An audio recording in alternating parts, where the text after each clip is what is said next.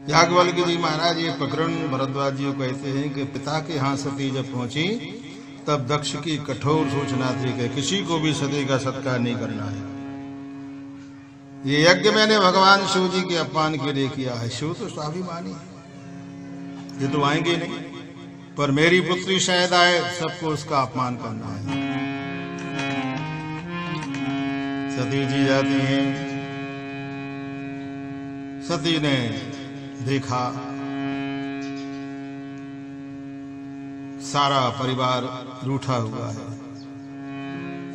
पिता के घर गई, सबने उनका अपमान किया, किसी ने बुलाया नहीं।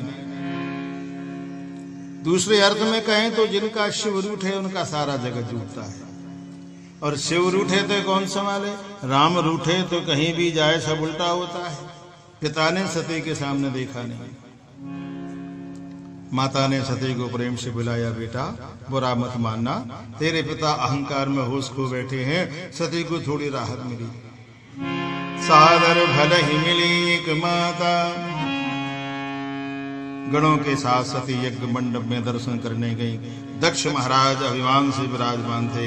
ऋषि मुनि यज्ञ में आहुति दे रहे थे। सती ने चारों तरफ नजर घुमाकर देखा तो कतहु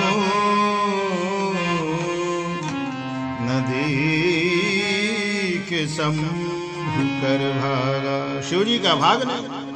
ऋषि मुनियों का कर्तव्य था कि दक्ष महाराज का विरोध करना चाहिए और कह देना चाहिए कि आप कितने भी बड़े क्यों हो, कितनी भी समृद्धि क्यों ना हो, पर शिव की स्थापना के बिना, शिव भाग निकाले बिना वैदिक नियमानुसार यज्ञ हो ही नहीं सकता। पर ऋषियों ने विरोध नहीं किया। शंकर भगवान का इतना बड़ा अपमान देखकर सती को क्रोध चढ़ा। सुनहु सभासद सकल मुनिंदा, कई सुनी जिन शंकर निंदा। सो फल तुरत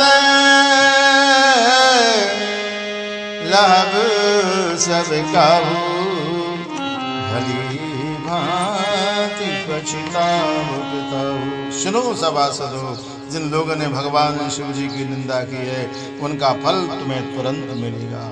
मेरे पिता को भी पश्चाताप करना होगा, क्योंकि हरि हरि निंदा सुनई झुकाना, लगे पाप गौ घात समान। गौ को मारने की बराबर पाप लगता है। गोस्वामी तुलसीदास जी ने उपाय बताया। काटिए तासु जीव जो बसाई, श्रवण मूदनत चले पराई। शास्त्रानुसार निंदा सुनने वाले में भी दोष होता है। शास्त्र का नियम ऐसा है कि जहाँ संतों की, शिव की, भगवान विष्णु की निंदा हो रही हो, वहाँ जैसे भी हो जल्दी विरोध करना चाहिए, नहीं तो कान बंद करके वहां से निकल जाना चाहिए। मेरे मंद बुद्धि पिता जगत के सच्चिदानंद जैसे शिव जी की निंदा करते हैं, उनका इतना बड़ा अपमान किया है, मैं दक्ष पुत्री के रूप में अपने देह नहीं रखना चाहिए। चंद्रमौलेश्वर भगवान श्री शंकर भगवान को हृदय में धारण करके इस शरीर का त्याग करती हूँ, ऐसा कहकर सती ने अपने दाएं 5 पांव के अंगूठे में योगाग्नि प्रकट करके अपने देह को भस्मीभूत कर दिया। यज्ञ में हाहाकार मच गया। शिवगण अपनी माता को जलता देख क्रोधित हो गए, यज्ञ को तोड़ने लगे। बगैर शिव जी के यज्ञ किए दक्ष की दुर्दशा हुई। ऋषि मुनि यज्ञ का नाश देखकर भाग गए। भगवान शिव जी को समाचार मिला, क्रोध आ गया। मुख्य रूप से वीरभद्र को यज्ञ भूमि पर भेजा, वहां जाकर के यज्ञ नाश किया। सभी देवताओं को यथा योग्य फल दिया।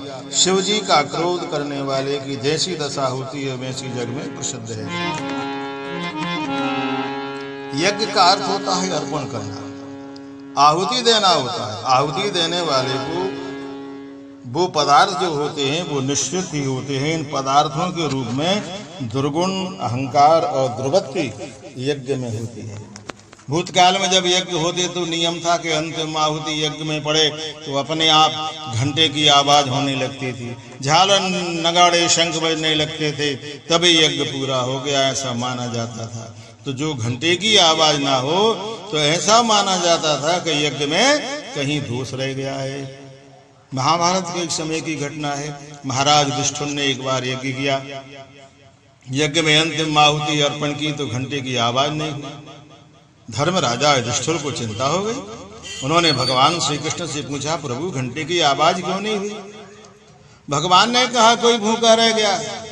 यज्ञ में किसी का अनादर नहीं हो सके, किसी का अपमान ना हो सके, जब तक उस भूखे के पेट में प्रज्वलता अग्नि को अन्न रूपी आहुति ना दी जाए, तब तक आपके यज्ञ की पूर्णाहुति नहीं हो सकती। इसलिए हे धर्मराज युधिष्ठिर, आप धनंजय अर्जुन को बेचकर पता लगाओ कौन भूखा रह गया है।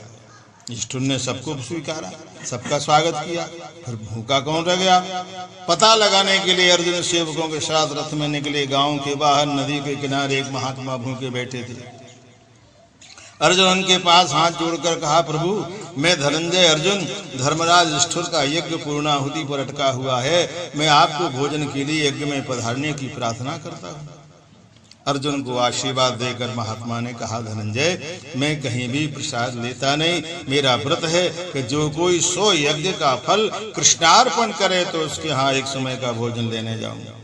अर्जुन बोले, एक यज्ञ भी पूरा नहीं हुआ, एक में घंटे की आवाज अटकी है, 100 यज्ञ का पुण्य कहाँ से दूं?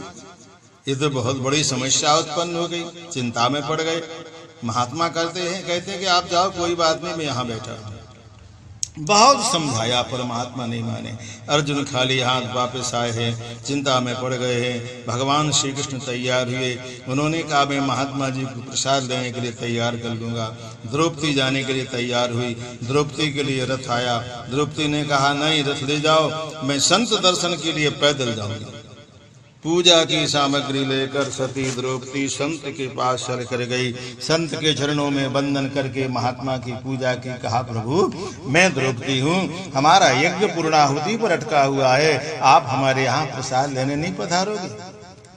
महात्मा जी ने द्रौपदी को आशीर्वाद दिया, धन्यवाद बेटी, तेरे पति मेरे पास आ चुके, परंतु मेरा व्रत है कि जो मुझे 100 यज्ञ का पुण्य कृष्णार्पण करे उसके यहाँ एक समय का भोजन लेने जाऊंगा। बेटी मुझे 100 यज्ञों का पुण्य अर्पण कर तो मैं वहां आऊं। द्रौपदी ने कहा, प्रभु लो ये जल, संकल्प कराओ, मैं आपको 100 यज्ञों का फल कृष्णार्पण करने के लिए तैयार हूँ। महात्मा बोले, बेटी तुम्हारे तो अभी एक ही यज्ञ हुआ है, फिर तुम मुझे 100 यज्ञों का फल किस प्रकार दोगी? द्रौपदी ने कहा, प्रभु आपकी बात सही है, हमने यज्ञ तो एक ही किया है और वो भी अधूरा है, परंतु मैंने भगवान श्री कृष्ण के मुख से सुना है कि सच्चे संत के दर्शन हो जाएं तब एक एक कदम का पुण्य एक एक यज्ञ के फल के बराबर होता है। मैं यहाँ आई तब 500 कदम चल चुकी, अतः मुझे 500 यज्ञों का पुण्य दो। संत के चेहरे पर स्फुटता आ गई। संत तुरंत खड़े हो गए। द्रौपदी के साथ यज्ञ भूमि पर प्रसाद लेने पधारे। संत ने भोजन किया। दिव्य घंटे की आवाज हुई, यज्ञ की पूर्णाहुति। तो सती ने यज्ञ भूमि पर योगाग्नि में जलते हुए भगवान से प्रार्थना की कि हे प्रभु मुझे जन्म जन्मांतर तक शिव की दासी बनाना।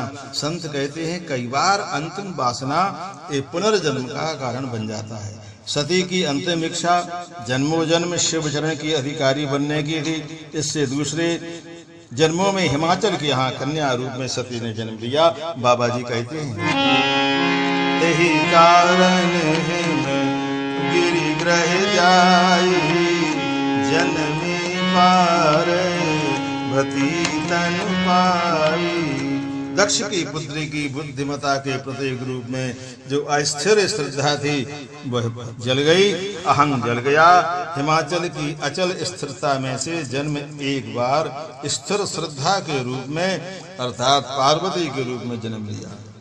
तुलसीदास जी कहते हैं श्रद्धा जवानी में ही पैदा होती है, शायद बुराइयों में भी सच्ची श्रद्धा जन्मे तभी जीवन सफल हो जाए। गोस्वामी जी लिखते हैं श्रद्धा धीरे धीरे बढ़नी चाहिए। भगवान शंकर जी जो है बारंबार, तुलसीदास जी कहते हैं जब ये कौतूहल बस समाचार सुना, नारद समाचार सब पाए, कौतुक ही गिरि गेह सिधाए। हिमाचल के यहाँ गए।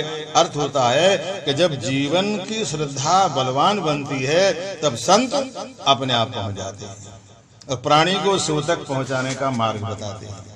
और शैलराज बड़ आदर कीना पद पखार बर आसन दीना कहे मुनि बेहसे गूढ़े मृदुबानी, सुता तुम्हारी सकल गुण खानी, त्रिकालज्ञ सर भग तुम रामा, गति सर्वत तुम्हारी सिया रामा।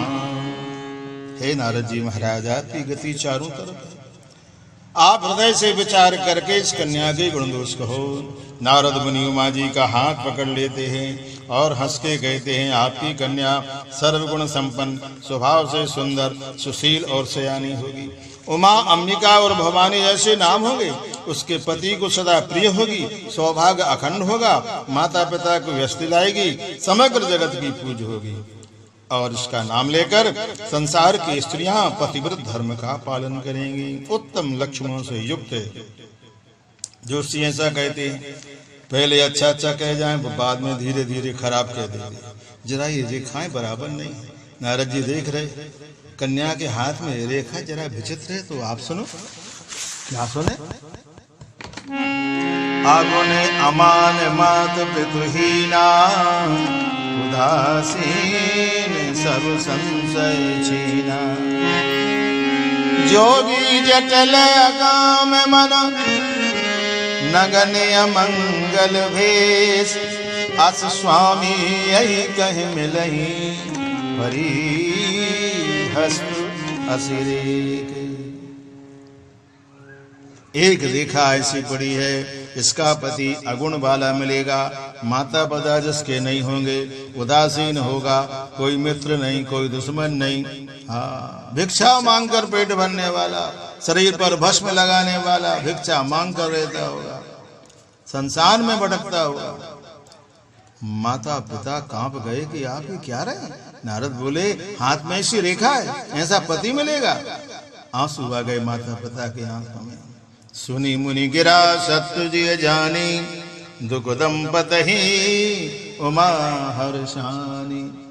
और माता पिता के साथ साथ पार्वती मैया के आंखों में आंसू आ गए। पर आंसुओं में फर्क था। माता पिता के आंसू दुख के थे कि ऐसा पति मिलेगा, और पार्वती के आंसू हर्ष के थे कि समझ गई कि नारद जी जिसका वर्णन कर रहे हैं वो शंकर जी हैं, बिना माता पिता वाले केवल शिव जी हैं। शिव की माता पिता कौन है ही नहीं। कई लोग मानते हैं रामनवमी के दिन, राम जन्माष्टमी के दिन श्री कृष्ण जन्माष्टमी, शिवरात्रि के दिन शिव जी का जन्म हुआ। शिव जी की कोई जन्म तिथि नहीं है,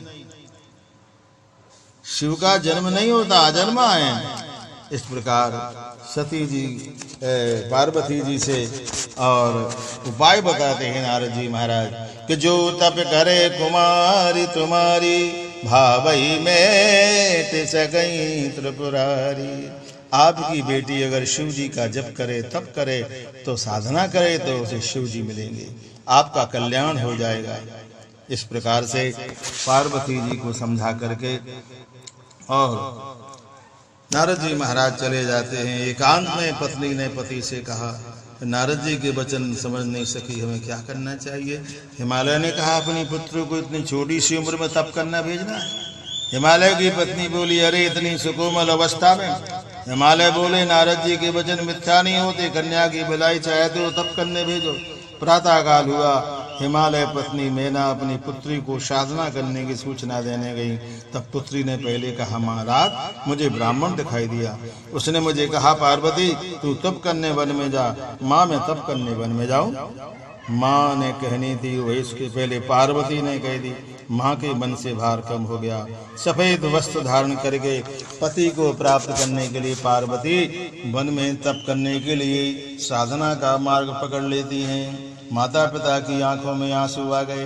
पुत्री का जाना अच्छा ही लगा, पर वेदसरा नामक एक संत ने पार्वती के जन्म की कथा हिमाचल में न को कही, उन्हें संतोष दिया। इधर पार्वती अकेली तपोवन में जाकर नदी के किनारे पति के रूप में शिव जी को प्राप्त करने के लिए कठिन तप करने लगी। और धरी उमा प्राणपति चरना, विपिन लागी तप करना। नित नव चरण उपज अनुरागा, बिसरी दे तपहि मन लागा। एकांत शिव जी के चरण कमलों को हृदय में स्थापित करके अखंड आराधना, छोटी सी उम्र में 1000 साल तक कंदमूल फल खाए, कुछ 1000 तक जलपान किया, कुछ साल सब कुछ छोड़ दिया। कई लोगों को शंका होती है, रामायण में गिनती आती है कि 1000 साल तप किया। यदि 1000 साल तप किया तो पार्वती ने शादी कौन सी उम्र में की? तप में हजारों की गिनती होती है। 5, 10, 15,000 वर्ष तप किया हो तो उस काल में कितने साल में विवाह होगा? हम तो कलयुग में जी रहे हैं। ये तो काल पर्यंत की कथा है। हमारे धर्म ग्रंथ कहते हैं कि सतयुग में आदमी 1,00,000 साल तक जीता था। त्रेता युग में 1 शून्य कम कर दिया तो 1000 साल हो गई। अंत में कलयुग में 1 शून्य कम कर दिया तो 100 साल आयु होगी। इस प्रकार 1-1 शून्य कम होगा। अब भगवान से प्रार्थना करो कि अब कोई शून्य कम नहीं करना। यदि कम हो गया तो 10 साल रह जाएंगे। 10 साल में क्या करोगे? तो मानव का जीवन कम होता जाएगा। मानवी ऐसा अभिमान करेगा कि कालांत में मेरी मौत नहीं होगी, ऐसा विचार करना, जीवन बहुत छोटा हो जाएगा। इस प्रकार से और पार्वती ने तप किया, शरीर क्षीण हो गया। देवताओं ने आकर पार्वती को प्रलोभन दिया, मांग तप पूरा कर। एह के मनोरथ सफल भई सुनहु राजकुमारी। मनोरथ पूर्ण हुआ, शिवजी जरूर मिलेंगे। तुम्हारे पिताजी जब तुम्हें बुलाने आए तब छोड़ना, घर चली जाना। उमा चरित सुंदर में गावा, सुनहु सम्मु कर चरित सुहावा। उमा की दिव्य कथा मैंने आपसे कही। 2 क्षण भगवान का हरि नाम ले। श्री राम जय राम जय जय राम, श्री राम जय राम जय जय राम, श्री राम जय राम जय जय राम, श्री राम जय राम जय जय राम, श्री राम जय राम जय जय राम, श्री राम जय राम जय जय राम। और ये अयोध्यापति श्री रामचंद्र लाल सरकार की जय। वीर अंजनी लाल महाराज की।